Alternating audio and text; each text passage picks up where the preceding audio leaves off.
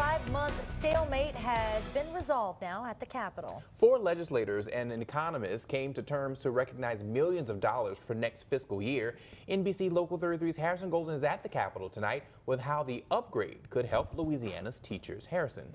Hi there. Well, the Revenue Estimating Conference's unanimous adoption of a rosier income forecast essentially gives state lawmakers $119 million more to work with next year as they craft a state budget. It took 5 tries for this 4-member panel to reach the unanimity needed to recognize that brighter outlook. That's because House Speaker Taylor Barra had been the lone holdout, citing concerns that false hope would prompt yet another budget shortfall in the state. We have multiple times, been aggressive with our estimates, only to come back halfway through the year and have to start cutting mid-year budget cuts, and that's what I was hoping to avoid. Anybody against that motion, raise your right hand.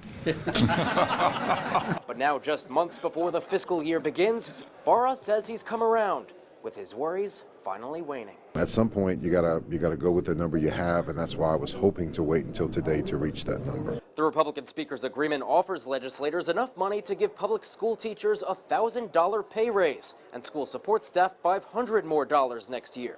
That's been a long-time promise of Governor John Bel Edwards, with a stream of bipartisan backing.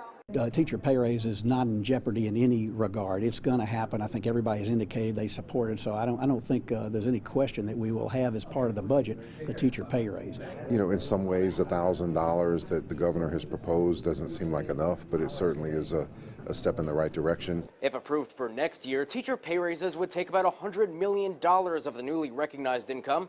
Now, a looming question, what would happen with the other $19 million? Some options for funding include public schools, higher education, the TOPS tuition program, food stamps, and foster care. Now, we'll have to talk about what else in the budget goes and stays, and that's what happens during this process anyway. The state's new income forecast is still a bit lower than what Governor Edwards initially wanted, but his chief budget advisor on the panel, Jay Darden, told me earlier that the updated numbers still reflect a lighter mood at the Capitol after years of darker budget discussions. At the Capitol for your local election headquarters, I'm Harrison Golden.